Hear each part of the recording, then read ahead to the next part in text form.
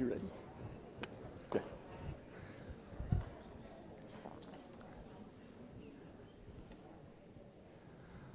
Got amazingly quiet in here. Thank you.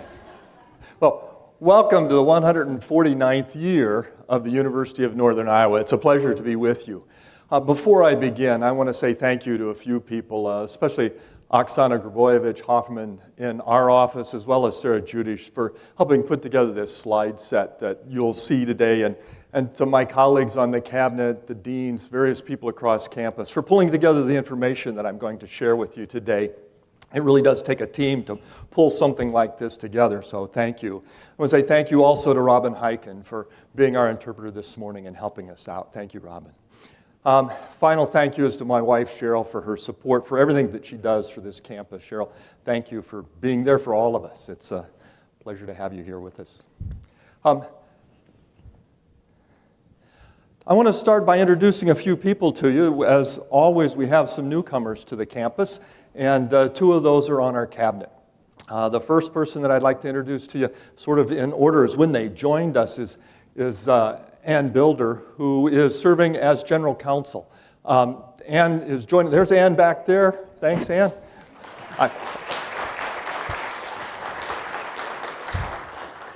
Ann most recently was at the University of Wisconsin-Madison, serving as one of their senior legal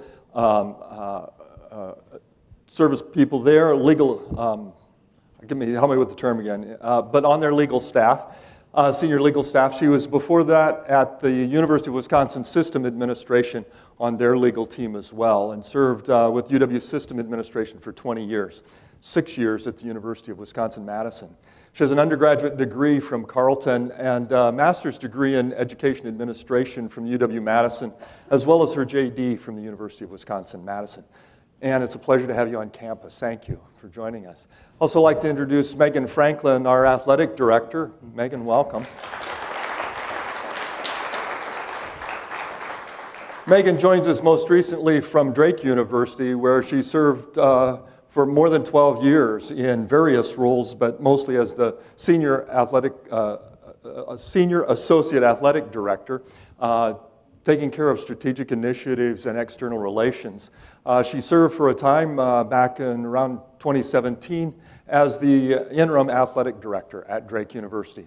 Before that, she was at Virginia Tech University, where she served in several roles, starting out in the athletics department as an advisor, taking care of their academic programs and helping their students be successful academically, but then working in roles supporting the students whose lives were impacted by the tragic shooting at Virginia Tech.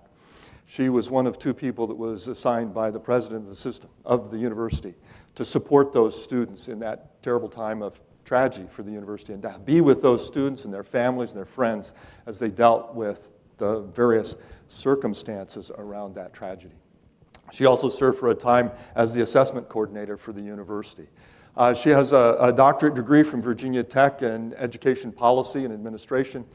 She has a master's degree in higher education focused on student personnel from the University of Nebraska-Lincoln, and her undergraduate degree is from the University of Nebraska-Lincoln as well in public health.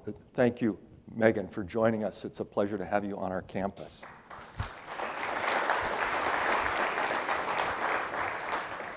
We have a couple of friends, colleagues that are serving in new roles for us in academic affairs this year. Jennifer Cooley is serving as the interim dean of the College of Humanities, Arts, and Sciences. Just before this, she was serving in the role as an associate dean in the college, and before that as the department head for languages and literature. Jennifer's background is in Spanish in particular, with a PhD from the University of Iowa, master's degree from Syracuse University, and her undergraduate degree from Lawrence University. Jennifer, thank you for stepping into this role and serving throughout this, about half of this last year, and agreeing to serve again this year as we move forward with the search for that position. Amy Nielsen is working with us and serving in a new role as the Associate Provost for Faculty. Amy has been on our campus for a long time, serving in various roles, background in special education, has served as an Associate Dean in the College of Education, and she makes it really easy on me because she got all of her degrees right here at the University of Northern Iowa. So Amy, thank you very much for making it easy for me, but thank you more importantly for stepping into this role and helping us with the way that our administration works with faculty and the way that we continue to build faculty programs and academic programs across our campus. So congratulations to our new employees in these new roles. I also wanted to stop and just say welcome to all of the people who have joined the university in the past 12 months. I often ask people to stand up, but many are not willing to do that, but I'm going to do it anyway. If you have joined this university in the past 12 months and weren't here in the past for this lecture last time, please stand up and let us welcome you to this campus. New faculty, new staff, yeah, welcome. It's a pleasure to have you here.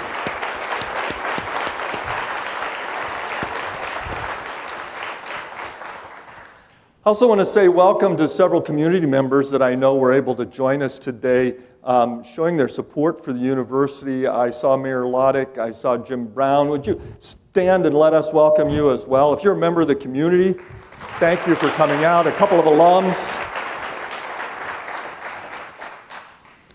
We also have a real emphasis on shared governance on this campus. It's extremely important to the way we operate. We value it greatly at the University of Northern Iowa.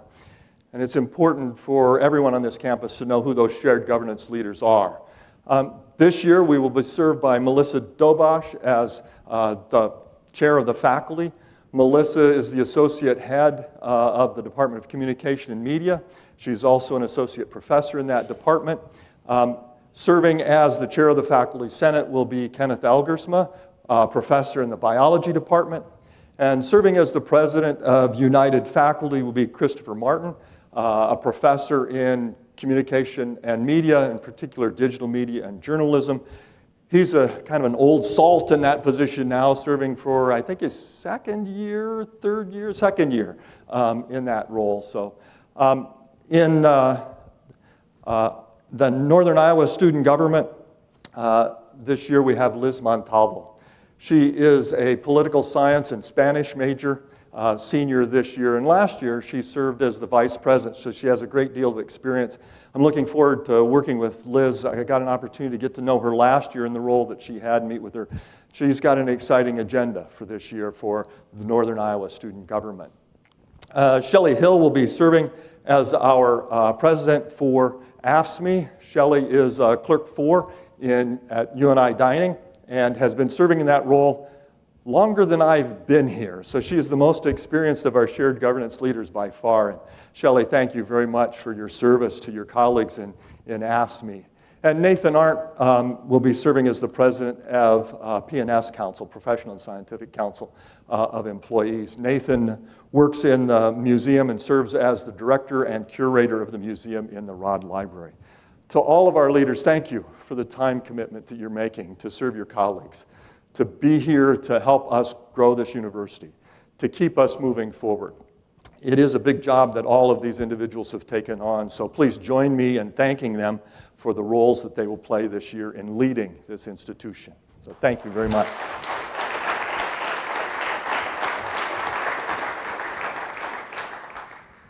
I'm glad to be here. And I just want to take a moment and let that sink in, because I'm really glad to be here on this stage talking to you, here in this auditorium, here on this campus, here in this community, here in this place. And part of it's the place, but mostly it's the people. We have some really great things going on. We faced some real challenges over the last year, the last 7 years that I've been here, the last decade. But we've faced them as colleagues, and we've faced them together, and we've done a pretty good job of handling them. It's not always been easy, but we've worked together, and we've found a way to handle those. We've relied on our mission. We've relied on important documents that we agreed on long ago. Some of them a little more recently, and we'll review a few of those. But I'm glad to be here working with you, to take on the challenges, and to be able to support our students, to be able to support our colleagues together as we build this university, as we continue to enrich lives, not only here on our campus, but really around the world.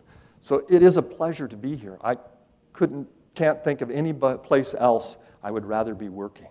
Some really important things have happened. Last year, Just after this presentation, as we got to census, we found out that for the first time in the history of the University of Northern Iowa, our four-year graduation rate crossed 50%. To think about that just a little bit, there are very, very few four-year public institutions, especially regional publics, that admit the types of students that we do, that have a four-year graduation rate above 30%, let alone above 50%. Really is a remarkable, remarkable achievement. And it's all thanks to what you as faculty and staff and our students have done to commit to each other, to offer a great education, to help students achieve that education in a timely manner. Nearly 10% of our students are graduating in 3 years.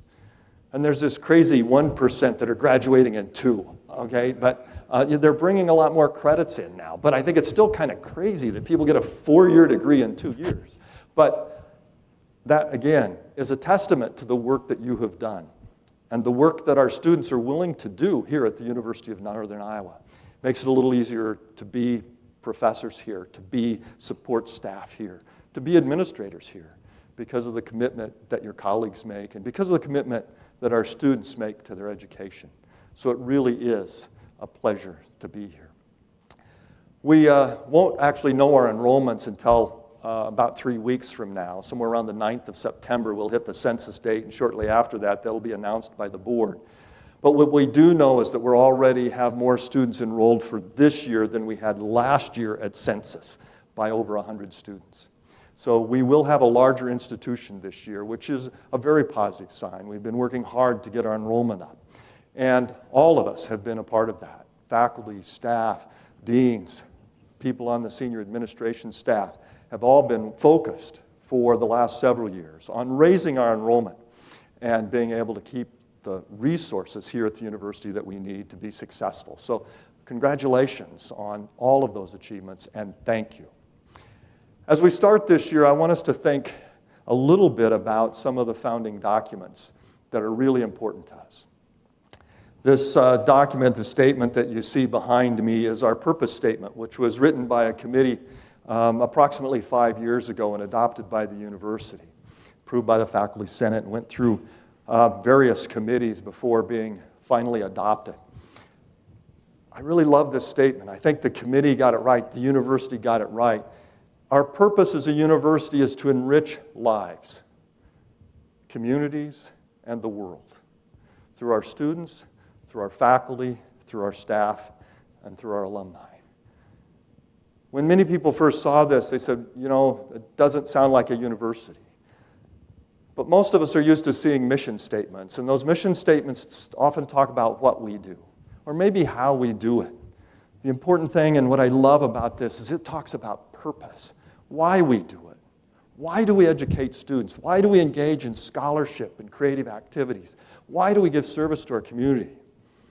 We do that so that our students can go out and enrich their communities. We can enrich their lives. They can enrich their own lives. They can take that education and use it. They can take the educational experiences they have and make their lives better and make their communities better, and through doing that, make the world better.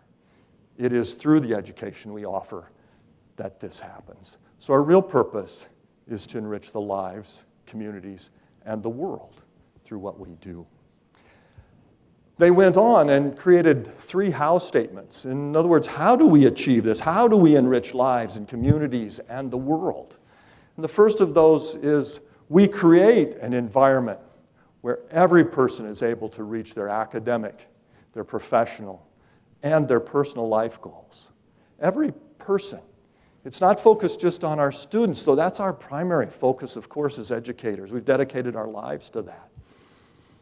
But it's every person. That means our colleagues. It's a place we want you to be successful.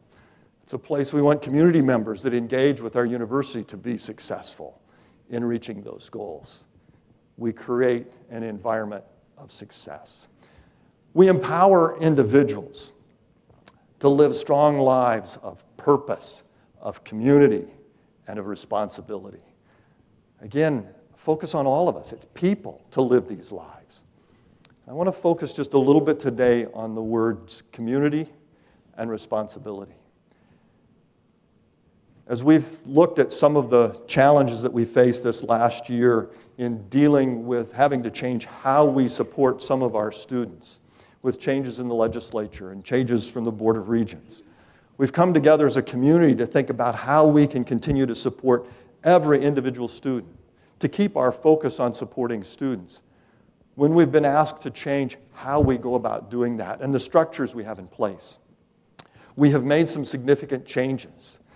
And as long as we continue to commit to our community to serve all of our students, we can continue to support those students and make them successful in reaching their goals. Continue to create that environment through the community that we build here at this campus. Thank you for making that commitment. Many of you have asked us some really difficult questions about what we've done with these various changes, how we're going to move forward. It's going to take all of us to commit to serving these students. We're going to have to rethink how we do many of these things. We're going to have to help students find those resources. Heather's going to be going around and talking to various groups about the new locations of where services are at and where students of various backgrounds can find support on our campus. It's an important topic for us to continue to work on. There will be some time for us to adjust to how this will work. But as long as we commit to helping all of us create an environment where everyone can be successful, we continue to focus on the community that we build here and our responsibility to these students, our responsibility to each other to make sure the environment is welcoming. We will come out on the other end and really be able to enrich their lives and through them enrich the lives of communities and the world. Finally, we innovate ethical solutions to the problems of our time. And that's really what we've been trying to do as we worked through the various challenges that we've had over the last several years, whether it's enrollment or whether it has been the changes that we have been asked to make around how we serve various populations of our students, myriad other problems that we have had to face. And we've turned most of those problems really into opportunities. Sometimes they haven't felt like it at the time. They look like insoluble problems, as John Gardner used to say. We're all faced with a series of brilliant opportunities, uniquely disguised as insoluble problems, right? The trick is to realize and take those insoluble problems from insoluble to simply problems to opportunities. And then find ways to not just continue to serve the students and to serve each other, but to actually serve better in the new structures and the new ways. That will be a challenge for us. It'll always be a challenge, whether it's in higher ed or any other workforce. But it's one that we will face here on our campus and continue to face as we have in the past. What I love about this purpose statement and these three how statements, create, empower, and innovate, is as we take on these challenges, these quote-unquote insoluble problems that we will convert to challenges, that we will then convert to opportunities. They provide us the bedrock. They tell us how to do it. And they remind us of the goal. They remind us of our purpose, enrich lives, and find a way to make sure everybody has an environment in which they can be successful in reaching their goals, helping them find those. So with that, I want to think a little bit about some things that have happened on our campus. And as we think about ethical solutions, it's appropriate to start with David W. Wilson and the David W. Wilson College of Business. David Wilson committed his life to being an ethical business leader early on. He is an alum of the University of Northern Iowa and graduated with a degree in philosophy and a minor in business. Fixed used cars while he was here on campus and learned to sell used cars and went off and created a very, very large, in fact, one of the largest car dealerships in the United States. This past year, he gave the University of Northern Iowa the largest donation that we've ever received, $25 million. And it's focused on ethical behavior in business and ethical behavior across our campus. More than 25 years ago, he gave his first gift of more than $1 million to establish the David Wilson Endowed Chair in Ethics in Business. Russell Guay holds that office, that chair, on our campus at this moment. But in this new funding, there's scholarships to support students There's money to support the growth of ethical business practices and ethics across all of our disciplines. Part of the funding is for an ethics fellow, and this year Professor Robert Earle from the philosophy department is the first fellow. He gathered a group of faculty and staff together to talk about and to think about this summer how they could develop ethics in their curriculum and grow the curriculum around ethics here at the University of Northern Iowa. It's the first ethics fellow work that has been done, supported by the funds from David Wilson. So it's great to see how a little push from one of our alums has made a difference. But it was the difference that the faculty and staff here at the University of Northern Iowa made in his life. As you talk to him and as he talked to our students, he said, what was important about the University of Northern Iowa is they didn't teach me how to do business, but they taught me how to think. And they taught me to be ethical in my decisions. He said, with those two things, you can conquer the world, or at least the used car market, right? But he really has built his business, and it's fun to sit down and talk with him about what ethics means to him and what ethical capitalism is to him. And he has given back. The Wilson College of Business this year was again named by the Princeton Review as one of the United States top business colleges for their MBA program. They have historically been in that category with Princeton. The success of our MBA program, they recognize the low cost of the program, the high quality of the program, the commitment to the students that this program makes in that curriculum. So congratulations to Dean Wilson and everybody in the College of Business on helping grow our reputation through all of these endeavors. But thanks again to the Wilson College of Business. This summer, as I was on Facebook scrolling through Reels, right? We all do that now, right? One of them I came across was an interview with Sir Michael Caine, the actor from Great Britain. And he was talking about when he was very young. He was in a play, and he was supposed to stand behind a door, and out on the stage, a young couple was supposed to be having an argument, and it was an improvised argument. So they just, whatever they wanted to do, but it was an argument. And during that argument, it kind of got heated, he said, and one of the people threw a chair, and it lodged against the door that he was supposed to open and come out of. And so when it came his time to come out, he could just move the door a little bit, and he was able to stick his head out. But he couldn't enter and do what he was supposed to do. And the director, fortunately, it was a practice, a rehearsal. And the director said, stop. He says, and Michael said, what am I supposed to do? And the director said, use the difficulty. Michael goes, what in the bloody, what's that mean, use the difficulty? He said, use the difficulty. If it's a comedy, trip over it. If it's a drama, pick it up and smash it on the floor. Use the difficulty. It will change the play in a positive way. Michael used that to raise his children. It wasn't just about acting. It was about life. We're going to have difficulties in front of us. Use them appropriately. Sometimes don't trip over them, but use them in the way that's appropriate for what's happening in your culture at that time and in your space at that time. Use the difficulties. The theater department may not have known about that interview, but this past year they have used the difficulties in a profound way. 2019, as COVID hit, especially throughout 2020, theaters across this country shut down and were shuttered. Live performances just weren't possible. More than 88% of all live performances stopped in this country. High schools, colleges, professional troops, everything shut down.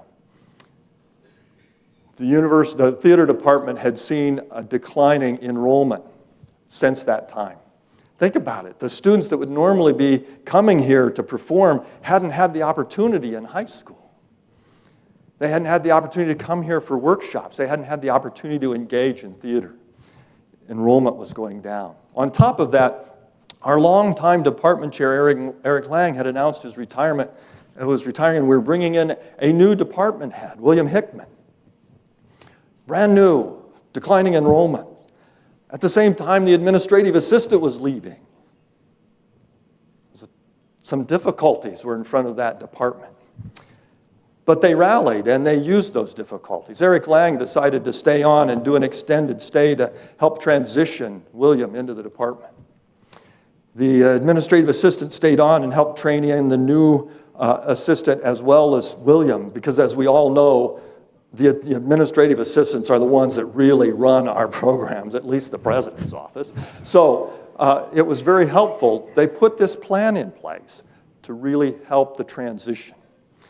But then the faculty came together and decided that they really needed to collaborate and work together on a response. And they formed a group of committees to look at their webpage, to look at their mission and their vision, the way they recruit students, and to look at their curriculum, how they teach their students, and to look at their shows, the array of shows that they do. And they completely changed their department. One of the things that grew out of this is that they realized that they had this Iowa Thespians Festival where they brought 1,000 students to our campus every year. They decided to more actively recruit out of that pool.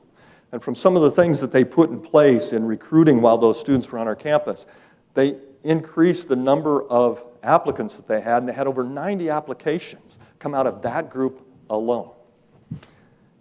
All of the students that applied to the university that said they were interested in theater got a letter from the chair.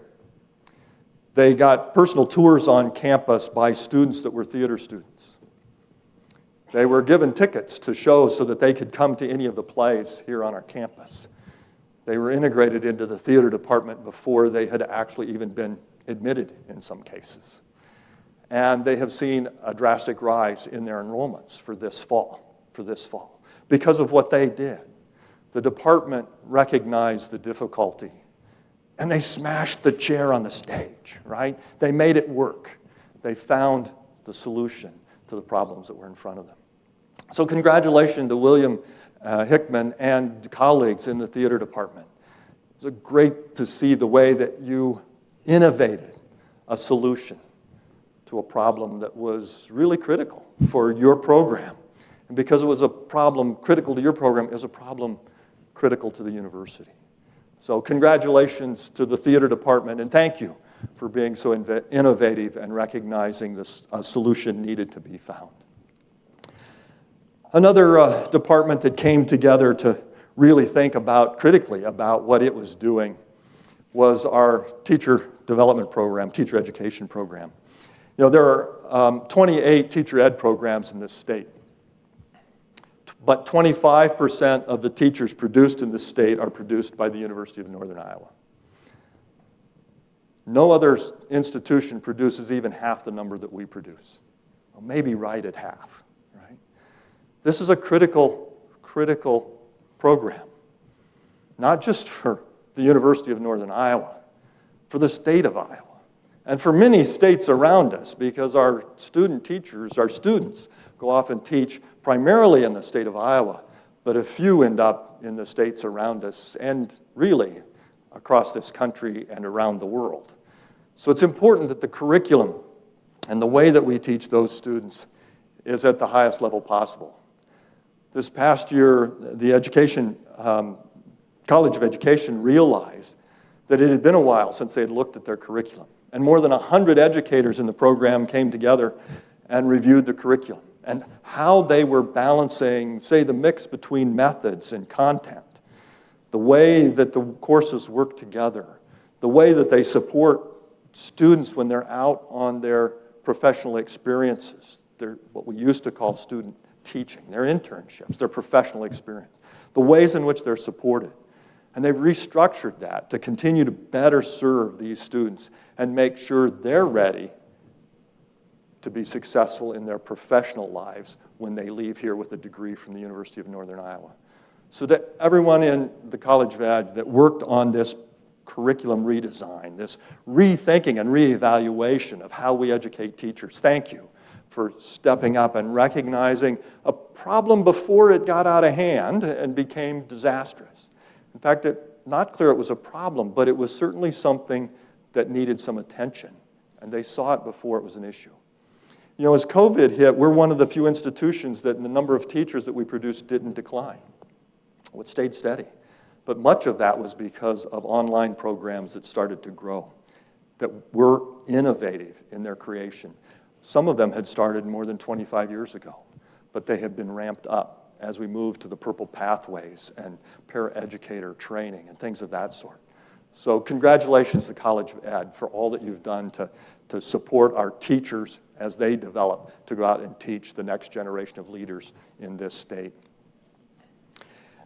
Many of our faculty and staff all of our faculty and staff are creating opportunities for our students. We've had a few that this year have been really important for us to address our enrollment challenges that we've had, and they're paying some dividends. This year, this fall, we welcome the very first nursing students on our campus. We're opening the nursing major with 28 students this fall. Another 48 to 50 will be admitted in January.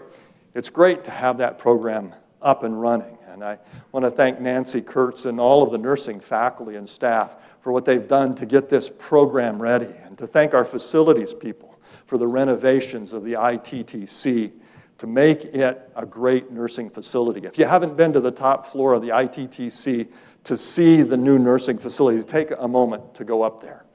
It's phenomenal what they have done with that facility. The beds are there, the mannequins are there. The mannequins are going to talk to you and moan at you and groan at you, so just get a little bit ready for that. They're as close to real patients, I almost said live, but real patients as you can get. Yeah, go up there, take a look. We're in the process of making some upgrades to phase 2 so that we're ready for that second cohort to come in January, and we'll start some renovations in phase 3 next summer. So looking forward to seeing this program grow. We also started our very first engineering program, Material Science Engineering and Material Science Engineering Technology, are new programs this fall as well. Both the nursing program and these engineering programs grew out of academic positioning. And both of them took a big, big lift. We had to get some things changed with our mission statement at the Board of Regents, as well as state code. And there's a lot of effort from Jose Herrera and others in the Provost's office to get those changes made to allow us to be able to innovate and create this new program. We also have a new master's degree program, Master of Arts in Interdisciplinary Studies, that allows students to set up 3 different focus areas and put them together in sort of a set of badges to create a master's degree. We know that this will be popular with many students that have taken some master's level credits, graduate level credits from the university or from other universities, and like to complete a degree, but they won't necessarily fit into a traditional master's degree. We've seen great interest in this program already, and it too is opening up this fall. Finally, just a word about the university, UNI's at Iowa Community College program. That program continues to grow. We're now very nearly at 500 students enrolled in that program. Those are 500 students that wouldn't be members of our community, wouldn't be students here.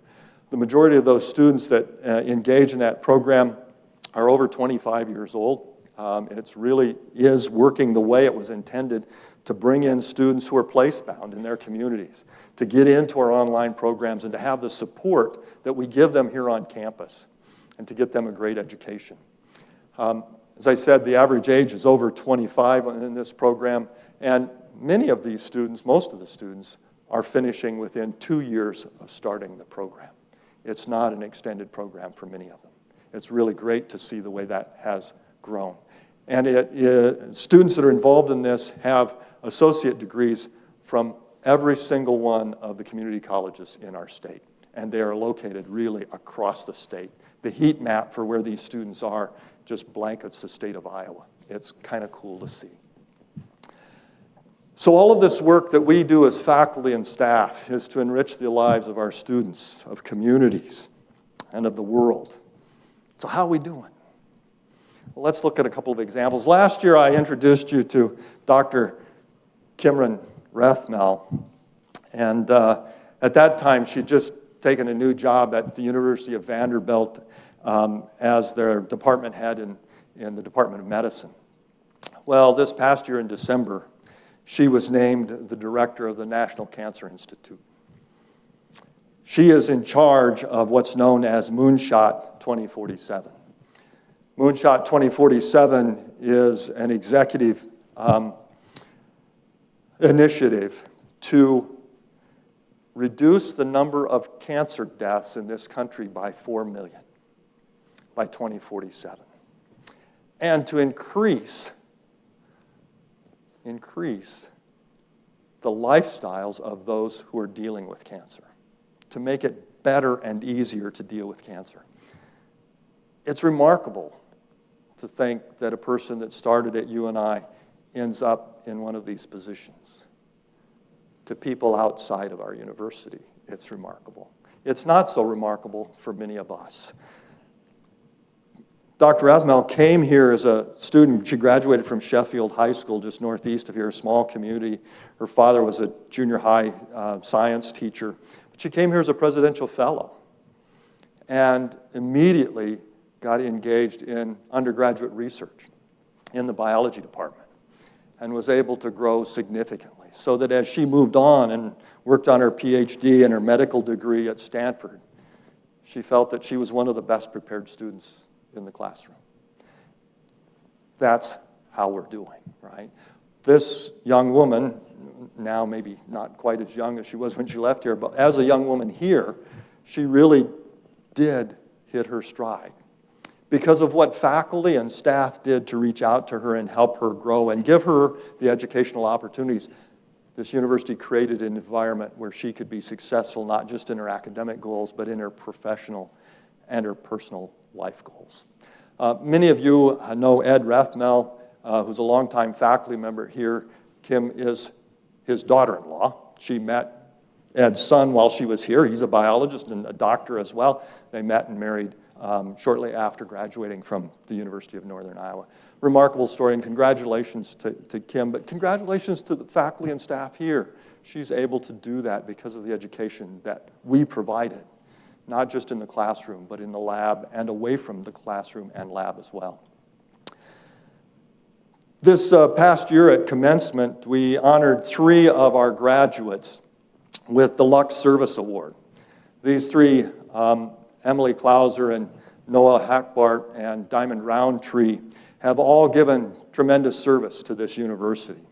Emily Klauser is a choral music education major from Waukee, Iowa, and she's been involved in numerous activities within the School of Music, singing in choirs. But one of the things she did was to be the accompanist for the Varsity Men's Glee Club. She is, I've talked to several of them, they call her one of the brothers, and she embraces that because brothers sing, and they love their accompanist in the Varsity Glee Club. Emily also had the opportunity this year. She is over the last several years, she has been the chair or president of the UNI Guild of Carillonneurs, playing the carillon and keeping the music going, even during COVID. She was one of them that played while we couldn't do live performances in many of our things. We could do it outside on the carillon. But as one of the things that she took on, as we were refurbishing the bells, she went to Cincinnati when they were refurbishing the bells and collected some video footage and met with the people that were working on the bells and put together a story and filed stories about the upgrade to the bells. And then when they came back, documented them going in and played the first concert on those bells. Emily is currently student teaching in Lewis Central High School and is looking forward to a career as a music educator. We've gotten to know Emily personally, and she really is a great young woman and going to do phenomenal things. I can't believe the experience that the students at Lewis Central are going to have because she's going to be in the front of them. The education that she got here, again, prepared her well for that. Noah Hackbart was a political science, in particular political communication major here at the university, graduating this past spring. He was very active on our campus in getting out the vote, but more importantly, his work in NISG was recognized, the Northern Iowa Student Government. Noah served on the Senate, but in the last year, he was our Director of Legislative Affairs. He also served as the liaison to the Cedar Falls City Council and sat on the dais every time they had a meeting. He was there at the meeting, and I've been at several of those meetings, and he would eagerly speak up and be active in the conversations that were going on amongst the council and the city professionals. Noah also, as his state relations work, would gather students at least once a week while the legislature was in session, take them down to the Capitol to meet with their legislators and talk to them about how important the University of Northern Iowa is to them and to their future, and the way in which this university is enriching their lives, and by that enriching their communities and enriching the state of Iowa. Noah at the moment is serving as one of the district coordinators for Representative Ashley Hinson. I've run into him a couple times. This summer he happened to visit down in Grinnell, Iowa, and the president of Grinnell met him, and she sent me a note about how impressed she was with the job that Noah is doing and how wonderful of a young man he is. So it's always good to get affirmation of what we're doing from another university. So congratulations to the Political Science and Communications Department.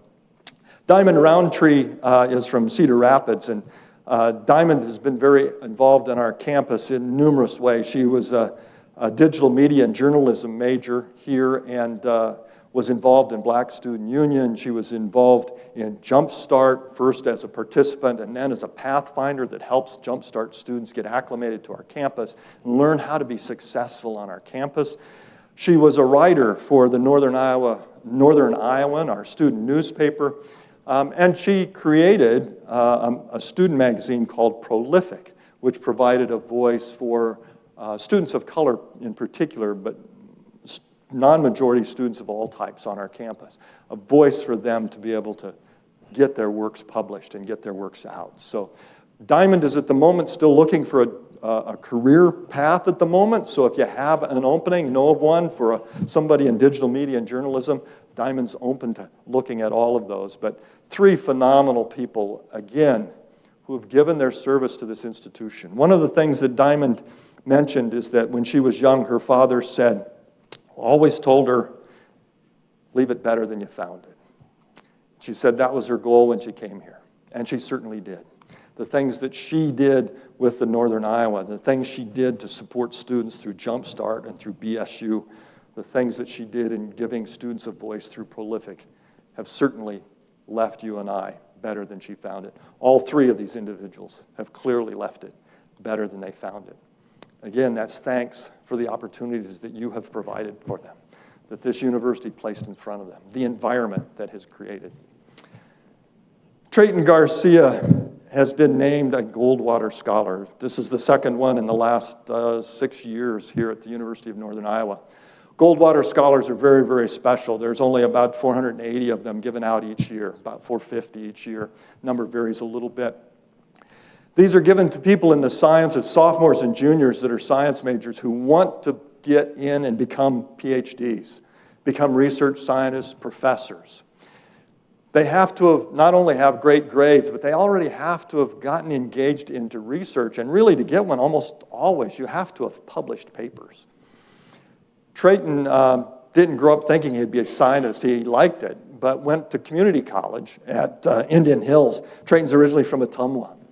And at Indian Hills, a biology professor really got him hooked on science and how cool that was. And Trayton realized he really wanted to be a scientist, and that meant a 4-year degree.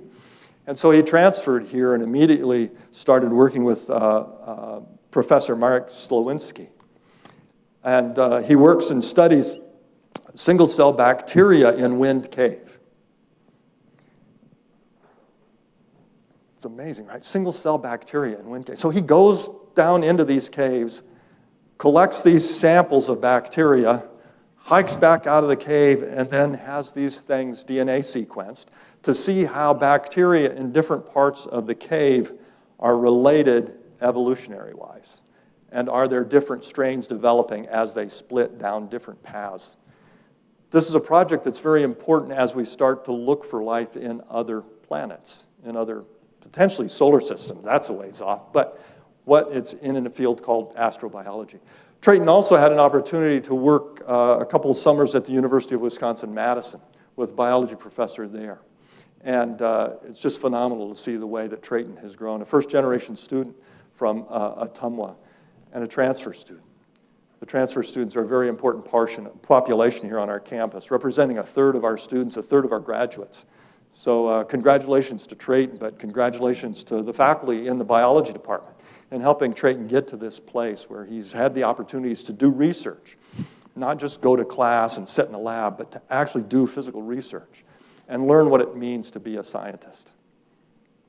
As I've always said, I was a graduate student when someone said, man, I finally got an opportunity to do science today. And I realized that science really was a verb. Okay, if you look it up, that's not true. But it is something you do, right? It is something you do. It's not something you know. And you learn that through undergraduate research experience on this campus. So to all our science faculty, to all of our faculty who engage students away from the classroom in their professional lives, thank you. These are the sorts of opportunities that come from that. We've had several opportunities to really celebrate some students who are our ambassadors. Some of those are athletes. One of them is a member of our Panther marching band. Samantha Heyer is the softball pitcher that you see up in the upper left-hand corner. Samantha graduated this past year. She was a biology and gerontology major with a minor in chemistry, and she graduated with a 3.92 GPA and a 2.0 ERA. Okay. She was perhaps the most feared pitcher in the Missouri Valley Conference over the last 2 years. Just tremendous out on the field, but also tremendous in the classroom. Biology, gerontology, and chemistry, 3.92. She was named by the Missouri Valley the recipient of the Charlotte West Scholar Athlete Award because of her work in the classroom and her work on the diamond. Because of that, she was also then a finalist for the NCAA's National Woman of the Year. Recently, we had a male receive that honor as well from the Missouri Valley Conference, but congratulations to Samantha and the softball team and the people in the academic programs that have supported her. She's also been a volunteer at the Dementia Simulation House and has done great work there. So, moving across, Olivia Chambers is about to swim in the Paralympic Games. Olivia's a swimmer on our swim team. She is a biomedical, pre-medical biomed major here on campus. She's originally from Little Rock, Arkansas. She came here because our coach gave her a chance to swim when most others were going to overlook her because she is legally blind. She deals with a condition that really took her sight away when started to take her sight away when she's 16. She can see a little bit out of one eye if she closes the other one, but she has to count her strokes. She can't see the bottom of the pool. She can't see the end of the pool to know when to do turns. So she has to count every stroke. She holds the world record in her class in the 1,500-meter freestyle. She'll be competing in 6 events at the Paralympics in Paris starting on the 30th of August. So congratulations to Olivia. If you get a chance to meet Olivia, take it. She's really an amazing young woman to sit and talk to. Very humble, very down to earth, as you'd expect. And she's just so excited to be able to have this opportunity, one, to swim here at the University of Northern Iowa, but then to go on and swim at the Paralympic Games. We'll have 2 other former student athletes competing at the Paralympic Games as well. Aaron Kirchhoff will be running the 100 meters and the 400 meters, and Jessica Himes will be competing in the discus. She's the current world record holder for her class in the discus. So pay attention. They'll all be going on sort of from the 30th of August through about the 7th of September. They'll be competing. Those games will be available at really odd hours since it's in Paris, but they are available on various channels. Down in the lower right, Parker Kekheisen is UNI's national champion in wrestling at 184. Yeah, yes. Parker is an amazing wrestler. He was undefeated this year, 31-0. And not only that, 90% of his matches he won in what they call extra points. You can win a decision, you can score a major decision, you can score a technical fall, or you can score a pin. 90% of his matches ended in a major decision, a technical foul, or a fall. 90%. He was a finalist for the Hodge Award, which everybody calls the Heisman of wrestling. But if you're a wrestling fan, that doesn't matter. It's the Hodge Award. And he really did dominate the competition. The year before, he finished second at the national tournament, and the year before that, he finished third, and the year before that, he finished third. He has one more year because he is a COVID athlete, so he's going to be back and wrestling for us. He could have easily taken an NIL deal at another institution, but he never entered the portal because he loves this place.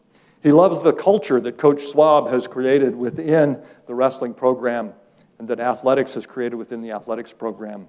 And he loves the culture of this place.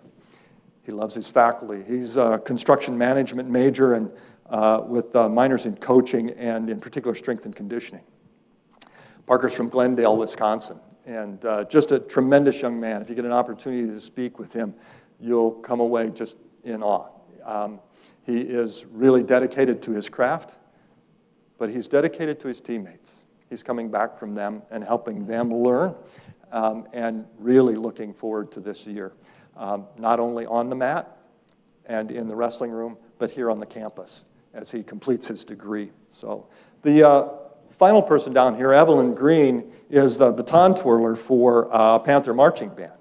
Last year, she was a freshman, and she wasn't able to compete or to perform at the first football game because she was in Peru serving as a twirling ambassador. She has performed at the World Championships twice, once in junior high in Norway, and then while she was in high school in London, England. And she got the opportunity to be an ambassador and performed last fall in front of 80,000 people at the International Festival of the Lions Club International.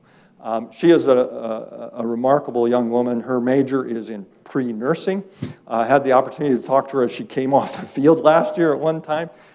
She's so excited to be here. And it was two things that brought her here. The opening in the Panther Marching Band for a twirler and the fact that we were starting a nursing program. Those two things brought her to the University of Northern Iowa. So we continue to impact the world. We enrich the lives, and these students, while they're students, go out and represent this university so well. We see it not only in our student athletes and those in our Panther Marching Band, but so many other times when our students are out in the public, whether it's the Varsity Men's Glee Club, whether it's students working in the Dementia Simulation House, whether it's our students volunteering at the Northeast Iowa Food Bank. The way that they contribute and give back sends a very positive message about what we do, and all of that service is an enrichment of our community and of the world. Thank you for your role in getting those students to that place. Many of our faculty and staff also have been active creating, all of them have been active in creating and empowering and innovating. I want to point out just a couple. Randy Pilkington, the Director of Business and Community Services this year, was honored by Grow Cedar Valley, our local Chamber of Commerce that serves the region around Cedar Falls and Waterloo, with the Legacy Award. Randy went to school here at UNI, graduated back in 1980, and for the most part has been at UNI that entire time, working in economic development and leading BCS. He is one of the giants in economic development in this state, hands down. You talk to Debbie Durham, the current director of economic development for the state of Iowa. Her praises for Randy go on and on and on. He has made a super, super impact, not just in the valley, in its economic development, but throughout the state. And he certainly played a major role in developing the business and community services here on our campus. He served for a little bit as chief of staff in the transition following Pat Gettleman. Did great work for us in federal relations and building our relationship with congressional members while he was in that role. So congratulations to Randy. Nathaniel Brandt is an assistant project manager in the Metal Casting Center and Foundry 4.0 Center over at the TechWorks campus. This year, the Advanced Manufacturing Division of the American Foundry Society gave him the Technical Achievement Award. One of the highest awards that they give to someone in the field for the work that he's done, especially in what's called the Internet of Things and advanced manufacturing. He's developing sensors that go in various metal castings and go in various machinery that report back and tell how that machine is operating, tell how the castings are working, tell when service is needed, and really advancing the way that manufacturers work. He's very involved in helping small to medium-sized manufacturers improve what they're doing and become more effective and efficient in their work. The physics department this year, over the past really maybe year and a half, has received 4 major grants. And they total more than $4 million spread over the next 3 to 5 years, depending on the grant. 3 of them are NSF grants, National Science Foundation grants. And the faculty in the department have really come together and put an emphasis on bringing research funds here to work on key problems, innovate some of those ethical solutions to today's toughest problems. Many of these are focused on building materials that will be used in quantum computing that will improve the functioning of LEDs and lasers and optical sensors. Some of them are going to be working with plant-based materials and how those can move into the manufacturing business, what's known as biomanufacturing. It really is amazing to see how that's working. And it's collaboration with faculty also in the chemistry department and in the computer science department as well. So congratulations to the entire physics department for reaching out and bringing these funds here. All of these funds are funds that will allow students to engage in undergraduate research here. For most of our faculty, as you talk to them, the first thing they mention isn't what they're going to research, it's how they're going to impact the lives of our students. What they're going to do with these funds to get students engaged in the classroom and make a difference in helping them prepare for their professional lives and learn how to do science. Right? We also received a grant this year in languages and literatures. 2 faculty members there, Eliza Fonas and Carmen Dunham, received a grant about $1.48 million spread over 3 years to teach current teachers and to train more teachers of a second language. I have a real problem in our state and really across the country as more and more people come to our country who don't speak English, and their children are in our school systems, helping them learn the language as quickly and as effectively as possible. This is a grant to help teachers in our state learn to be able to communicate and to help these students learn English as a second language. So congratulations to them. And finally, the computer science department received a grant from the Department of Education to train current teachers in computer science skills so that they can receive the computer science endorsement and be able to teach computer science in grades 5 through 12. It's a $1 million grant spread over, I believe, 3 years to help train those teachers. So to Ben Schaefer and his colleagues, congratulations and thank you for your work with these. Again, when you look at these, they're about enriching our communities, enriching individual lives of those teachers, but really being able to enrich our communities in which these people live. This year was a special year, and we really have a very special athletics department. They not only have a focus on winning, they have a focus on the scholarship of their student athletes, as you can see with Sam Heyer, but so many others. Our women's basketball team routinely is among the top in the nation when it comes to GPA for their team this year. I think they were in the top 10. The volleyball team, several other teams are in the same way. Our sports teams always have a GPA that's greater than the GPA of our students on campus. So really focus on that. But this year, 2 of our coaches, Ben Jacobson in men's basketball and Tanya Warren in women's basketball, became the winningest coaches in the Missouri Valley Conference. No other coach in the history of the conference has won more games in the Valley than either of those 2. And they joined really 3 other coaches that are also the winningest coaches in the Missouri Valley. Our head football coach, Mark Farley, and our volleyball coach, the legend, Bobby Peterson, are also the winningest coaches in the Missouri Valley Conference. Bruce Erickson, our women's soccer coach, is also the winningest coach in the Missouri Valley Conference. 2/3 of his wins came at another institution that's no longer in the Valley, but they're still counted, right? So Bruce Erickson is also one of the winningest coaches in the Missouri Valley Conference.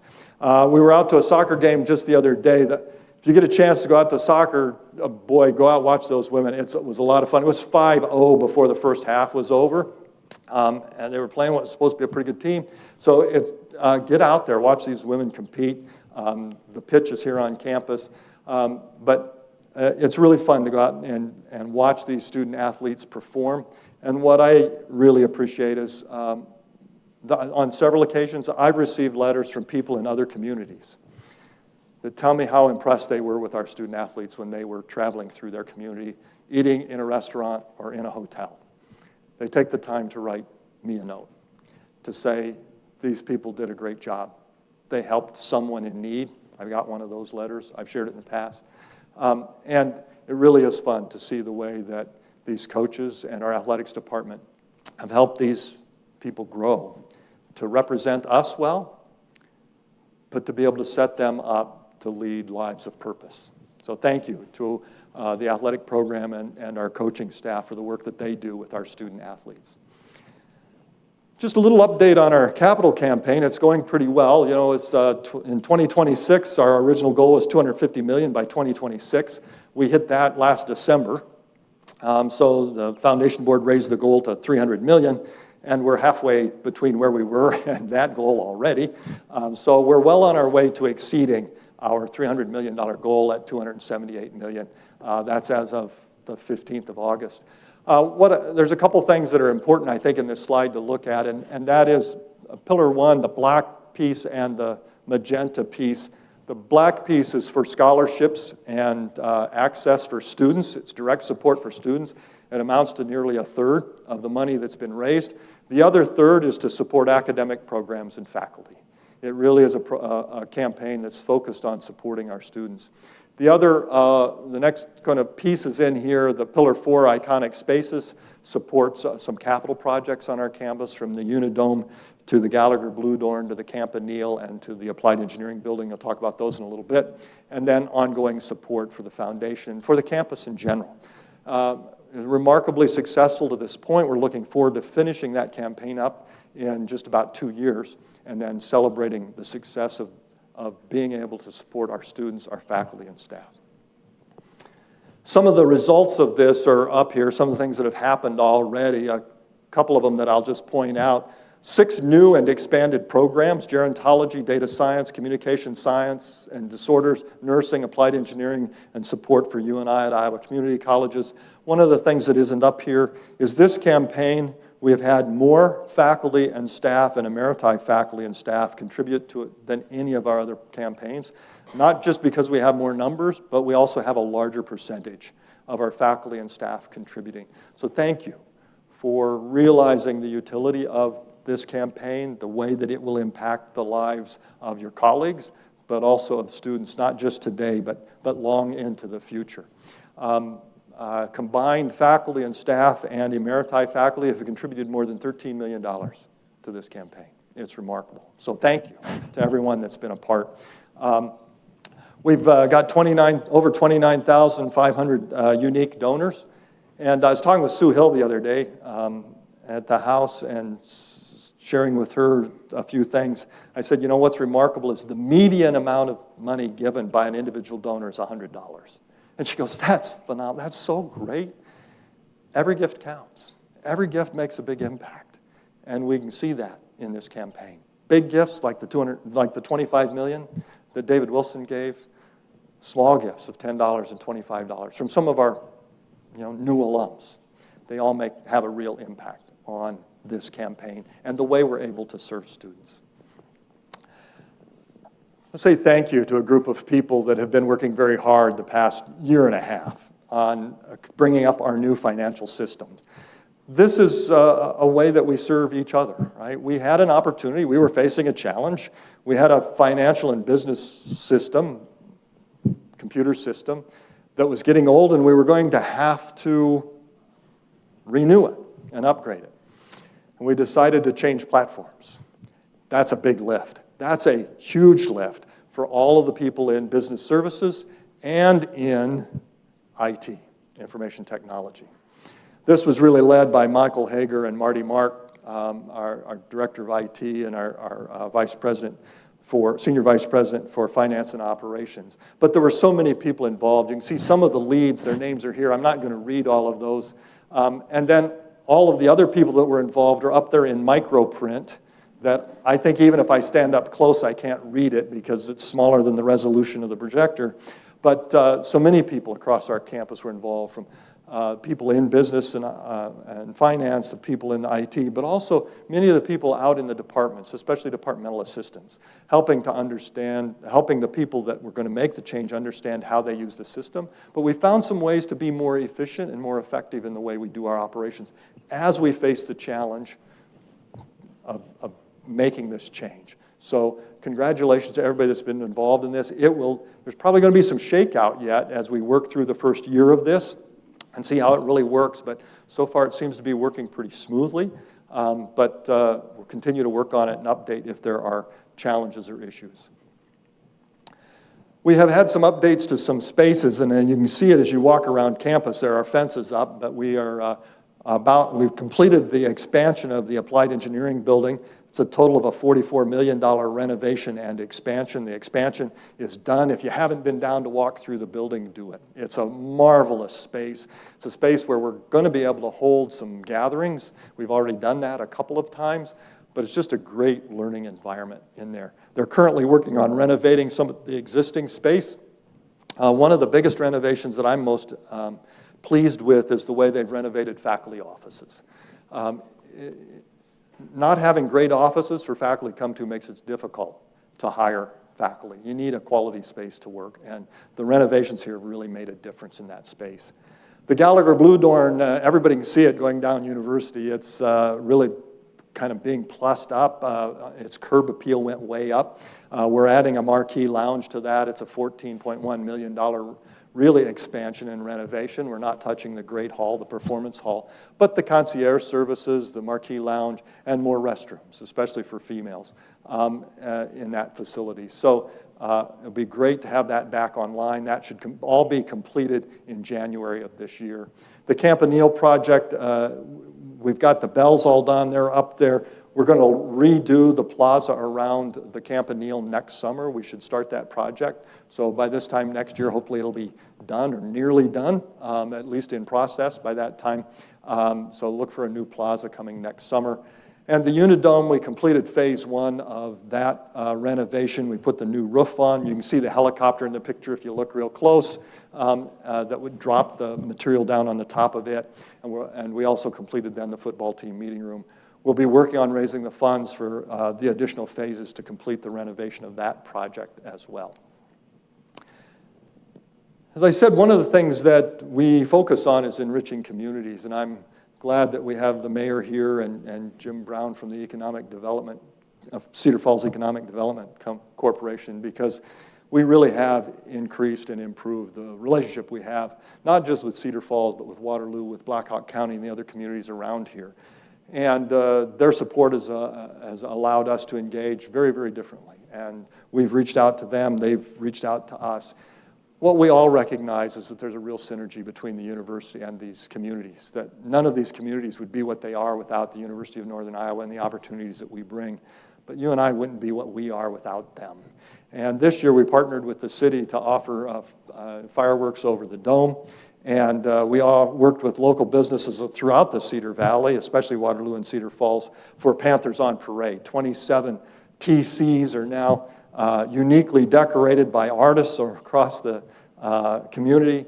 And you can see these at various venues around the towns of the Cedar Valley.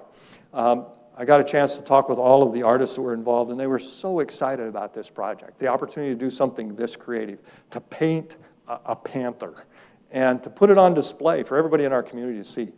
And I've talked to several people at the state fair that had mentioned they were coming up just to see the Panthers. And they weren't alums. It was just kind of cool to see what was going on. So congratulations to everybody that worked on that project. And Mayor and Jim, thank you for your partnership. The Cedar Falls City Council this past year just passed approval of $3 million towards the renovation of the dome. and Black Hawk County passed a resolution supporting the dome for $1 million. It's the first time that Black Hawk County has helped us with a project of that sort. It is the second time that the city has helped us with a project, but this is by far the largest commitment that they've ever made to the University of Northern Iowa. So thank you to the city of Cedar Falls for your support of what we're doing here in the Valley. Finally, we've got a sesquicentennial coming up. As I mentioned, this is the 149th year. Next year will be our 150th year. Let's celebrate that. So we've put together a sesquicentennial planning committee, and it's chaired by Randy Pilkington and Carrie Dara. Carrie is a member of the community. She is just retired as the executive director of Grow Cedar Valley. And then you can see the people that are on the core team over here. The one person I have to mention is Hillary Oberle, who's sitting down here. It says coordinator. She's the project manager. She's the one that gets things done and has put together the timeline and is going to make this happen. So we've got some working groups going on already. We want to make sure that we take into account our history and we celebrate our history, that we celebrate this university, take this opportunity to really celebrate those who have come before us and whose shoulders we stand upon, who have made that commitment to enriching lives and communities and the world before us. But then also to look forward and to really just celebrate, to have some good things. So we'll kick it off next August as we welcome the 150th class to our campus, and we'll celebrate through really homecoming the year after as we celebrate our 150th anniversary really in September of 2026, but we'll celebrate it during homecoming that year. So look forward to a great celebration of our sesquicentennial. And start now learning to spell sesquicentennial. It takes a little work. We have a special guest coming this fall, October 8th. Richard Verma will be here, and Richard Verma is the Deputy Secretary of the Department of State. He's the COO, Chief Operating Officer for the department. He's the son of an alum. And it's a special story, and he'll tell you a little bit more about it, but his father came to this country in 1965. His father at that time had 2 undergraduate degrees and a master's degree from universities in India. He was in Punjab, one of the northern provinces of India, right up against the Pakistani border, and there's all sorts of unrest, and he was part of that political unrest, and he and his wife, he came to this country in 1965, and as Richard tells it, he had $14 in a bus ticket, and the $14 he had borrowed from somebody else when he landed in New York. But that that bus ticket was a bus ticket to Cedar Falls. He had a Ford Foundation grant to come here to get a specialist degree in education. So he came to UNI. It's the first place he came from India, got his degree here, and then went on and got a PhD at the University of Alberta, and then spent many years, every year after that until just recently, at the University of Pittsburgh, Johnstown, as a writer, as a faculty member, and a valued colleague to the president and to everybody else in that community. He raised his children there, and one of them went on to become the COO of the State Department. Richard has served as the ambassador to India in his past, and now serves in this administrative role. It's remarkable to see the impact that we have had on the world. When we first said that we want to think about the impact that the university has on the world, a lot of people said, well, we're not that kind of institution. We are, right? The impact we had on his father made it possible for him to go out and do what he did, to have the kind of life that he's had, and to have the impact on other people around the world as the Deputy Secretary of the Department of State. So join us October 8th. He'll be on campus meeting with students, but he'll also give what we're calling a presidential lecture on October 8th. Finally, I want to share something with you. One of the really cool things about serving as a president is every once in a while somebody sends you a letter. Or they send you an email. In this case, it's an email. A gentleman was on our campus this summer.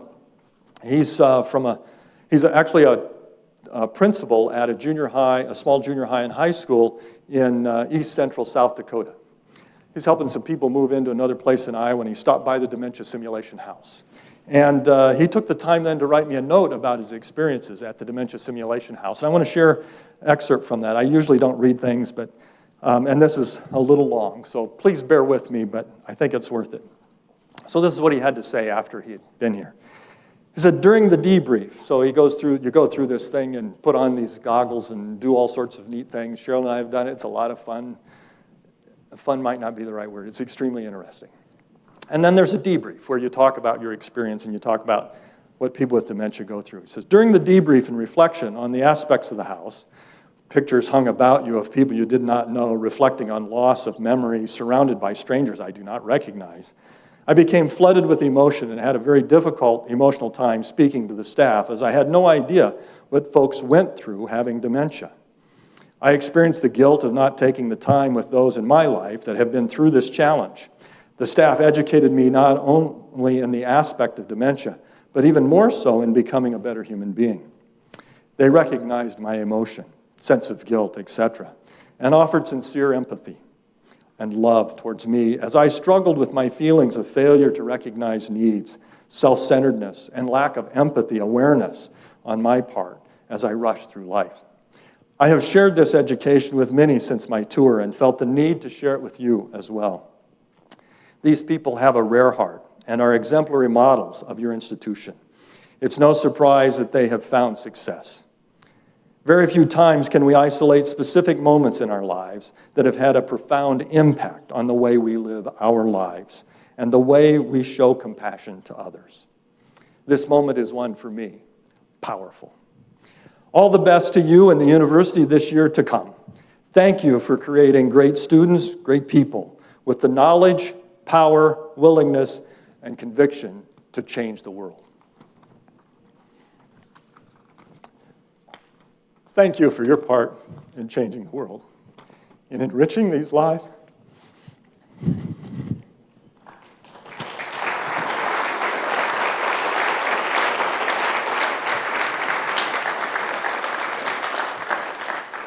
It's doing okay until I read that last part. But thank you. You really are enriching lives, communities, and the world. People know it, and it comes back to us. Whether it's South Dakota, whether it's India, anywhere in the world. The difference you make in people's lives through the education that you offer, through the experiences you offer outside of the classroom, whether they're a student life, or whether in athletics, or whether they're through the foundation, our CATS group. All of them make a difference in these students' lives, and they make a difference in your colleagues' lives. And we really are able to change the world through the impact we have by enriching these lives, this community, and our world. Thank you, and have a great 149th year at the University of Northern Iowa. Thank you.